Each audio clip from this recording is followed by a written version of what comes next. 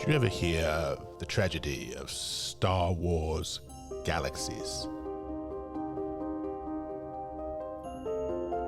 No, I thought not. It's not a story many channels would tell you. It's an MMO legend. Sony was a high lord of gaming, so powerful and so wise, it could use the force of Star Wars brand to influence LucasArts to create space gaming life. The only thing Sony was afraid of was losing its license, which eventually, of course, it did. Unfortunately, it perverted the best MMO space experience we knew. Then the backlash killed the game in its sleep. It's ironic. Sony can help others to find the way to space MMO gaming glory, but not itself. Is it possible to learn this power? Not from another channel.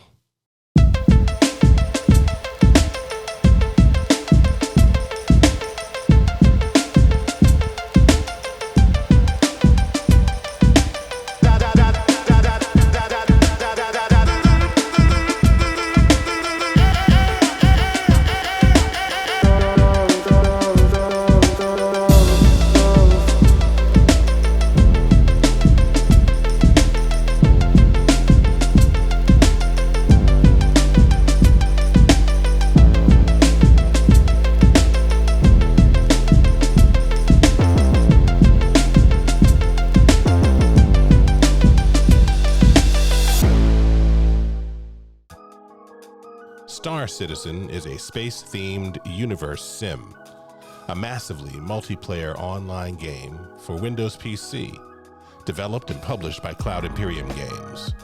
Releasing with version 1.0 and hoping for critical acclaim, it is tied to another game developed in parallel, Squadron 42, and has taken over a decade to develop, which has frustrated some of the longtime subscribers and backers of the project. Star Wars Galaxies was a Star Wars-themed, massively multiplayer online role-playing game for Microsoft Windows, developed by Sony Online Entertainment and published by LucasArts. Released on June 26, 2003 to much critical acclaim, it spawned 3 expansions through 2005. The game was completely overhauled twice in 2005, which frustrated many longtime subscribers, with servers shutting down for lots of reasons, primary among them the expiration of Sony's contract with LucasArts on December 15th, 2011. What can Star Citizen learn from the birth, life, and death of Star Wars Galaxies? And how can Star Citizen avoid any mistakes Star Wars Galaxy made to achieve its own MMO immortality? We're going to talk with one of the most important voices in the Star Citizen community to learn more, GriffinGamingRPG. Soul Citizens describes itself as a community of content creators and backers of Cloud Imperium Games, Star Citizen, and Squadron 42.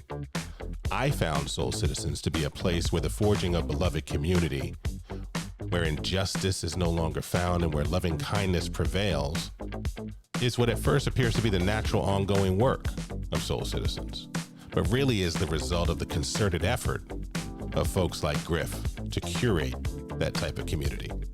Not an org, there is no dynamic at Soul Citizens of you're in or out or us or them. Soul Citizens, founded by Fastcard FC and today's guest, serves as a force of inclusion, authentic connection, and actionable, useful information about Star Citizen and its player base. Griff describes himself as an old school gamer who can be serious about RPG, so you know he and I get along.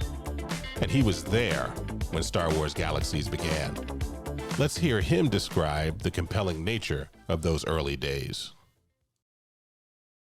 This is my buddy Griff. We're getting ready to jump into it. I want to start with your most nostalgic memory of Star Wars Galaxies, and then we'll back out and talk about it a little bit more introductory and holistically, but just the thing that when I say Star Wars Galaxy, what's a nostalgic memory you have about that experience? Wow.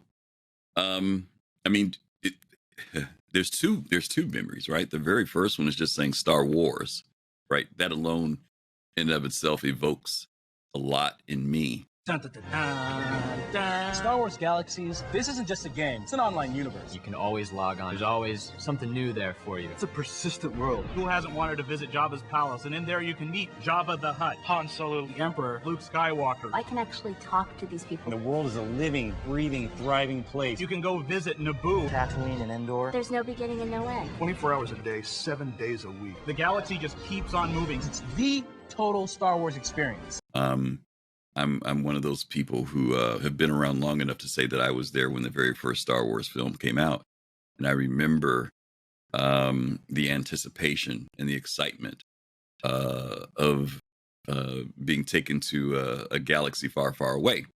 And so I think that by the time Lucasfilm and Sony had made an announcement and was giving consideration to an MMO, it was for me, it's hard to explain what it was like, because games before that I was playing were things like EverQuest, for example, and EverQuest Right. 2, Right. going back to old text-based games such as Zork. And so games were evolving, things were moving forward. I had gotten into playing Ultima, but you'll notice that most of what I named, a lot of it was dungeon based. It was Yes. about medieval and things of that nature. Yes.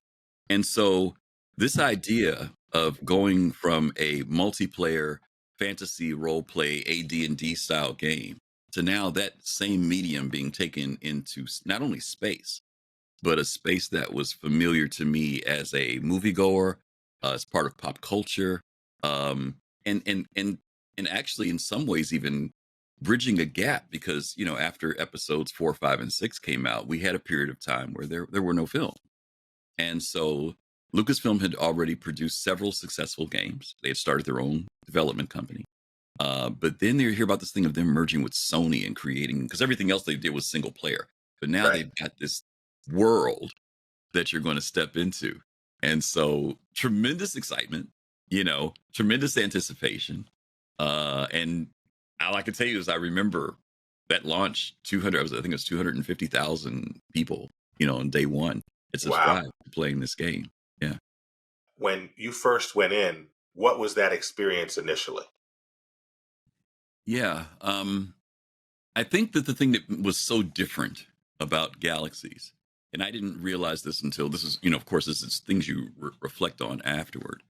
When I played those other games I mentioned to you before, Ultima, the D&D stuff, EverQuest, there was a certain familiarity to the idea of dragons, dungeons, knights, things of that nature, right? Goblins and things, orcs. But you still had to go in and learn about those worlds. You had the characters there, but the worlds would be very different. You'd have to, some place they call, Castle Xanthar. You never heard of a Castle Xanthar, right? Going Right. okay with this again. But Galaxies was stepping into a world that you knew. Mm. When you went to Tatooine, you knew there was a cantina there, even though Right. you didn't go. You know what I mean? You looked for it, Right. When you went to Naboo, you went to the palace. I mean, the familiarity of stepping into that world and literally not having to open a manual, a book, because of the popularity of that franchise. And not to be funny, you remember this, the sweeping John Williams soundtrack that was Yes. almost always in your ear whenever you did something in the game. Yes. There was a level of immersion, and that back then we didn't use that term, right? Immersion. But there was a level of immersion that just overwhelmed you. I remember stepping into the world and going outside of Tatooine. And this, of course, if you remember in the beginning of the game, we didn't have bikes. We didn't have ways to get around. You had to run everywhere, walk everywhere. And I remember going outside and literally watching the grass sway and seeing the two the two sons, you know, outside of Tatooine, and Wow. having that, you know, Luke Skywalker moment, you know, of stare, you know, Right. it is so hard to explain it because it's a game, you know, we get that, but there was something that connected pop culture, my own experiences as a child growing up and watching those films in 1977, and now being able to enter into that world with all familiarity. With all familiar, if I saw a droid, I knew what type of droid it was. If I saw someone dressed up as a stormtrooper, I knew that. There was nothing that I had to decipher in this game. You just went in and started saying, as you mentioned, what can I do in this world? You know? Yeah, that's powerful. You know, if you already know when you arrive that Mos Eisley is a hive of scum and villainy, Right. you know to be cautious. We must be cautious. Right. Right. And so, Absolutely. Absolutely. No yeah, question. the player-driven nature of Star Wars Galaxies, was that a thing that was happening from the very beginning? Did that emerge? What Yeah. was it like to realize that you could be central to the economy, that you could have player-driven stories and narratives within this setting?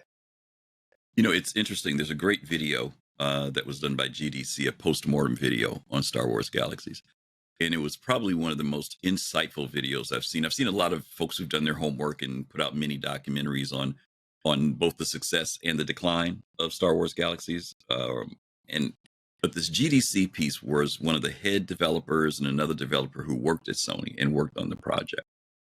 And one of the most amazing things to hear in there was when they said when they released the game, huge portions of what they wanted to do were not in the game.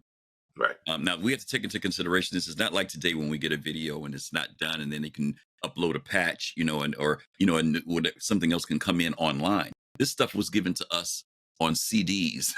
This was when you got a CD, that was a finished product. Supposedly it was done. Right. And so when we received it as players, we thought it was done. You know, this is it. You know, and we know there would be a DLC later, adding more things. But I'm talking about we felt the game was done. In reality, it wasn't done. But there was something, as you mentioned, that emerged from an undone game. It was the fact that players came into that world and tried to find what it is they could do, which even the developers didn't expect. And all of a sudden, they started creating their own stuff in the game.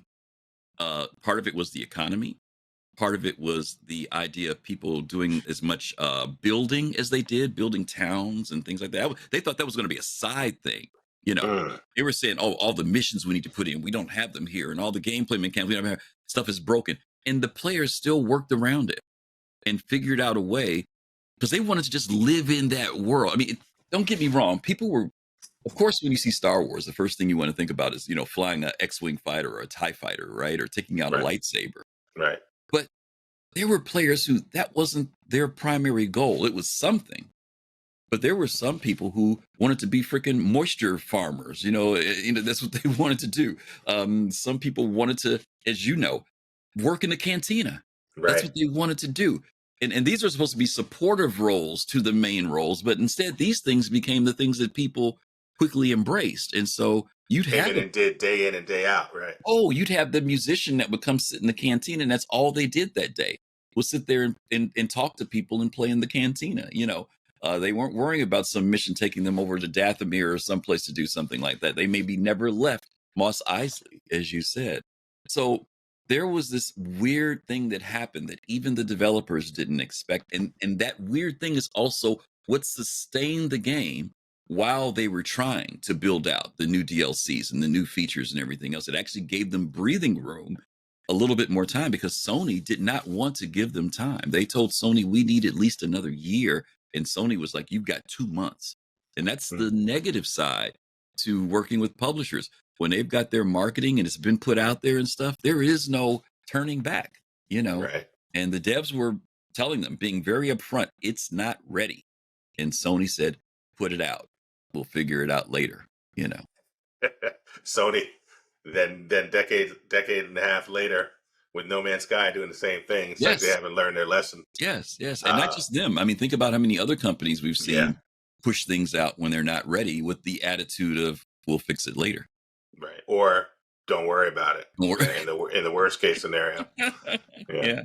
So, I mean, it's interesting because now you have that moment, and it's half intentional, half just emergent. Like developers weren't ready for it. Yeah. How can Star Citizen learn from that? And how can players learn from that? Because you and I have spent some time talking about today's player, right?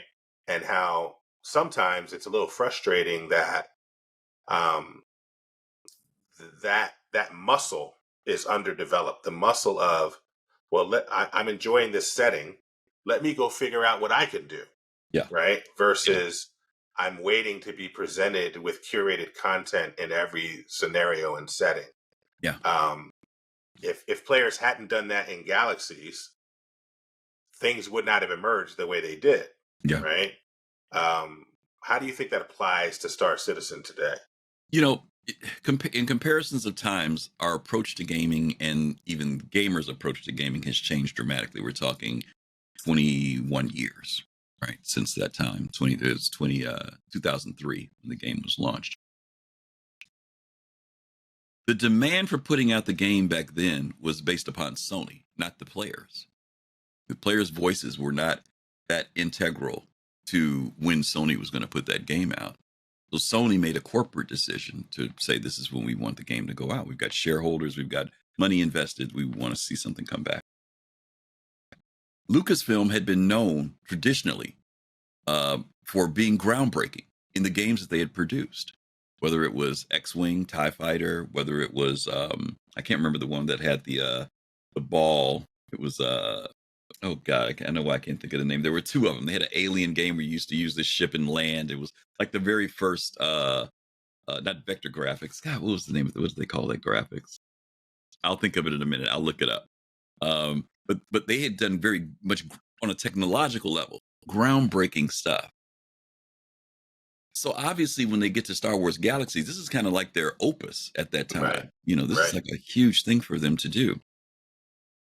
And as we've learned in game development, when you're trying to do something groundbreaking, it means that you're doing something that's outside of the norm or the normal mold. So if a game took 2 years, let's say back then it took three and a half years to get everything done, right? But now you're trying to do something groundbreaking. Why is there this conscious thing of locking it in that it has to be a 3.5 year period? Because all other games take 3.5 years. But yeah, we're trying to do something different. Yeah, but we've been doing them for 3.5 years. But we're trying to do something different. You know, there's this thing going on. And so even when they're talking to their corporate heads have just looked at the history of gaming before. What's the average time for a game to come out? We should be able to get this thing out. Right. And the developers are saying, but yeah, we're trying to create something different. We need more time. Right. So when you say, how does that translate into today? Right. With Star Citizen, everybody who's come, not everybody, most of the people who've come into the Star Citizen model understand that they're trying to do something different. And yet we still want to overlap. But the average time to make a game is 5 to 7 years. Why does it take? Yeah, but we're trying to do something different. Yeah, but the average time to do is 5 to 6. We're doing the exact same thing all over again. We want the different, but we also want it done within the same constraints and models that in the past have not been satisfactory. Right. Right. And so, but now the difference is we don't have a publisher putting the heat on. This time it's the players putting the heat on, right? It's changed. And in some ways for the same reasons. The publishers have money invested and they're looking for their ROI, right? Right. And the players have money invested and they're looking for their ROI, right? So it's flipped a little bit, but it's the same thing. And if we're not careful, as you mentioned, Galaxies had a period of time where it sustained itself, right? And there was part of the vision there, but it wasn't completed, but they got it out too soon. And what happened? You know, did they lose players because the game was broken? No, they lost players when they started. There was several other reasons too, but some of the reasons were that when Sony and them started telling them, well, you need to make becoming a Jedi easier. the new game experience or the new game enhancements, right? So, yeah. there were things. Star Wars Galaxies began, and it had a time, and it came to an end. And some people describe that end as relatively natural. Other people use language like downfall, right? How do you think? What do you think happened? You know, what was introduced, what wasn't introduced, what happened? This is a really good topic. Now that you say this now, something just popped in my head about this. As I mentioned earlier, there were 34 careers, opportunities of things you could do in Galaxies.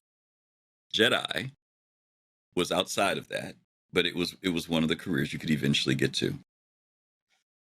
Sony made a decision and basically told the developers that they wanted Jedi to be accessible, and that this whole hard, I don't want to say hard work, but the difficulty of getting to it was just a bit too much. They wanted the game to be much more, and you have to take into consideration this is around the time when the Phantom Menace and all this stuff is coming out, and there's a lot more excitement about Star Wars, and of course Jedi were a big deal. You know, we saw the Darth Maul thing and all that, and Anakin and Obi-Wan, and so they told them that they wanted this to be more accessible, and so they actually changed the game from going from 33 careers down to 6. It was 9 or 6. I think maybe it was 9. Wow. 9 careers.